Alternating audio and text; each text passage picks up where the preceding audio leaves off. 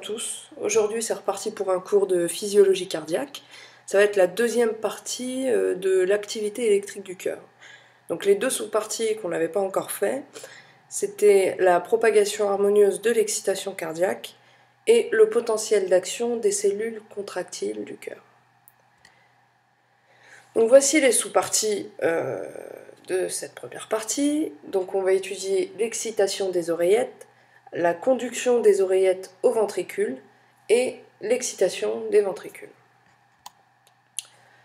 Donc en introduction, une fois que le potentiel d'action est né dans le nœud sinusal, il va aller gagner l'ensemble du myocarde. Donc on a 3 conditions qui vont devoir être remplies pour que le cœur fonctionne efficacement. La première que je vous ai mis, c'est l'activation et la contraction des oreillettes. L'activation et la contraction des oreillettes, elles doivent être terminées avant le début de la contraction des ventricules. Donc la contraction des oreillettes va achever le remplissage des ventricules. Entre les contractions du cœur, les valves auriculo-ventriculaires, comme je vous l'ai mis dans le schéma, enfin ça, on le voit, sont ouvertes, de sorte que en fait, le sang entre dans les oreillettes et s'écoule directement vers les ventricules. Environ 80% du remplissage des ventricules a lieu pendant ce temps, avant la contraction des oreillettes en fait. Mais quand celles-ci se contractent, elles vont pousser un volume supplémentaire de sang dans les ventricules et les ventricules. Donc le reste du volume supplémentaire, comme je viens de vous le dire, s'en ira après la contraction des oreillettes, pendant plutôt. Donc c'est alors, une fois que tout ça est passé, que les ventricules se contractent et pompent le sang dans les grosses artères. Je vais descendre pour qu'on ait une autre image. Donc si les oreillettes et les ventricules se contractaient simultanément, les valves auriculo-ventriculaires se fermeraient aussitôt que la pression dans les ventricules dépasserait celle des oreillettes. La pression générée par les ventricules à parois musculaires épaisses est plus forte que celle générée par les oreillettes. Donc la contraction des oreillettes serait donc improductive. Donc les valves auriculo-ventriculaires étant fermées, on n'aurait pas ce pompage efficace du sang par les oreillettes vers les ventricules. Ensuite, la contraction des oreillettes va dépendre de 2 facteurs que je vais citer tout de suite. D'abord, je tenais à préciser que pour que le remplissage des ventricules soit optimal, pour que la contraction des oreillettes assure en fait les derniers 20% du remplissage, il va falloir que ces oreillettes soient excitées et se contractent juste un peu avant les ventricules.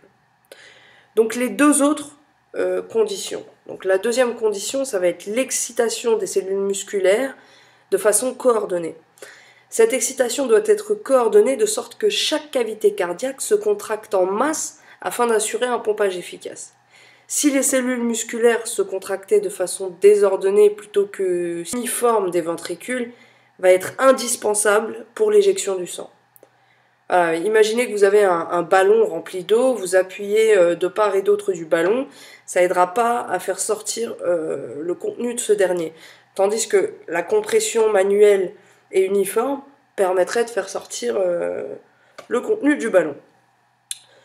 Donc de façon analogue, l'excitation et la contraction désordonnée des fibres musculaires des ventricules seraient inefficaces. Dans un mode de contraction anarchique, quand on est dans ce cas-là, on a ce que l'on appelle une fibrillation. Donc la fibrillation des ventricules va être beaucoup plus grave que celle des oreillettes parce qu'elle est rapidement mortelle par suite de l'arrêt du pompage cardiaque en fait. Donc la situation elle peut être rétablie par ce que l'on appelle la défibrillation, qui va consister à appliquer sur le thorax un fort courant électrique. Quand ce courant va atteindre le cœur, il va stimuler, il va permettre à toutes les régions du cœur de se dépolariser en fait. Donc habituellement la première région qui récupère c'est le nœud sinusal, pacemaker normal du cœur, je vous le rappelle. Et il va reprendre son activité de pacemaker et relancer l'excitation et la contraction synchronisée du cœur. La troisième condition pour que le cœur fonctionne efficacement. Les deux oreillettes doivent se contracter ensemble, de même que les deux ventricules. En fait, cette synchronisation va être nécessaire pour le pompage efficace du sang dans les circulations pulmonaires et systémiques. Donc la propagation normale de l'excitation du cœur, elle est bien réglée de sorte que toutes ces conditions soient remplies et que le cœur fonctionne efficacement. Ensuite, donc là on est dans les sous-parties que je vous avais énoncées pour le chapitre propagation harmonieuse de l'excitation cardiaque. L'excitation des oreillettes. Le potentiel d'action va naître dans le nœud sinusal qui va aller gagner l'ensemble des oreillettes, essentiellement par des jonctions communicantes. Certaines voies qui vont être mal différenciées vont accélérer aussi la conduction dans les oreillettes. Par exemple, je sais pas, on ne voit pas super bien dans le schéma, mais bon, on nous montre quand même qu'il y a un passage du nœud sinusal, vous voyez, à l'oreillette gauche. Et en fait, ce passage de l'excitation nerveuse va se faire via ce que l'on appelle les fibres interatriales. Donc comme vous le voyez, elles vont aller du nœud sinusal qui est situé dans l'oreillette droite à l'oreillette gauche. Elles vont transmettre rapidement l'excitation du nœud sinusal à son extrémité dans l'oreillette gauche, où elle progresse par les jonctions communicantes, si bien que les deux oreillettes vont être excitées ensemble en fait. C'est tellement rapide que la contraction et l'excitation est presque la même dans les deux oreillettes. Cette voie va synchroniser donc la contraction des deux oreillettes. Ensuite, on a les fibres internodales. Elles vont aller du nœud sinusal cette fois au nœud auriculo-ventriculaire. Vous voyez, le passage du nœud sinusal au nœud auriculo-ventriculaire va se faire par les fibres internodales, atriales. Donc, elles vont aller du nœud sinusal au nœud auriculo-ventriculaire qui est, avec le faisceau de His, le seul point de contact électrique entre les oreillettes et les ventricules. En d'autres mots, comme les ventricules et les oreillettes vont être séparés partout ailleurs par du tissu conjonctif qui est en l'occurrence non conducteur, eh bien le nœud auriculo-ventriculaire va être le seul point de passage possible du potentiel d'action des oreillettes au ventricule. Donc la voie internodale va contribuer à conduire l'excitation qui est née dans le nœud sinusal au nœud auriculo-ventriculaire, de sorte que la contraction des ventricules suive celle des oreillettes. Donc voilà pour l'excitation des oreillettes. Ensuite, conduction des oreillettes au ventricule. Donc le passage du potentiel d'action dans le nœud auriculo-ventriculaire va être relativement lent. Mais c'est avantageux parce que ça donne au ventricule le temps d'achever son remplissage. Ce retard, il est appelé délai nodal. Retenez bien ce terme délai nodal. Et ce retard, il est de l'ordre de 100 millisecondes. Il va donner aux oreillettes le temps de se dépolariser complètement et de se contracter, et ça permettra de pousser la partie du sang qu'elles contiennent dans les ventricules avant la dépolarisation et la contraction des ventricules eux-mêmes. Donc voilà pour la conduction des oreillettes aux ventricules. L'excitation des ventricules cette fois. Après le délai nodal, l'excitation va cheminer rapidement dans le faisceau de His et ses branches et les cellules de Purkinje pour atteindre tout le myocarde ventriculaire. Ce réseau va avoir pour spécialité la conduction rapide du potentiel d'action, de sorte que l'excitation des ventricules se propage en fait de façon harmonieuse et qui se contracte en masse. Donc le réseau transmet le potentiel d'action à un grand nombre de cellules, mais pas à la totalité d'entre elles. À partir des cellules atteintes directement, l'excitation va gagner le reste des cellules par des jonctions communicantes. Donc le réseau de conduction intraventriculaire va être beaucoup plus différencié et important que les voies intra-auriculaires. La masse ventriculaire étant beaucoup plus importante que celle des oreillettes, la présence du système de conduction rapide va être cruciale pour que l'excitation atteigne rapidement l'ensemble des ventricules. Donc les fibres de Purkinje transmettent l'excitation 6 fois plus vite que le syncytium ventriculaire. Si l'activation des ventricules reposait uniquement sur la transmission de cellule à cellule à travers les jonctions communicantes, la région des ventricules proche du nœud auriculo-ventriculaire se contracterait avant que la pointe ne soit activée, ce qui serait contraire en fait à un pompage efficace. Donc la conduction rapide du potentiel d'action le long du faisceau de His et sa diffusion rapide par le réseau de Purkinje à toutes les cellules musculaires des deux ventricules vont être le garant d'une contraction coordonnée capable de propulser le sang simultanément dans l'aorte et dans l'artère pulmonaire.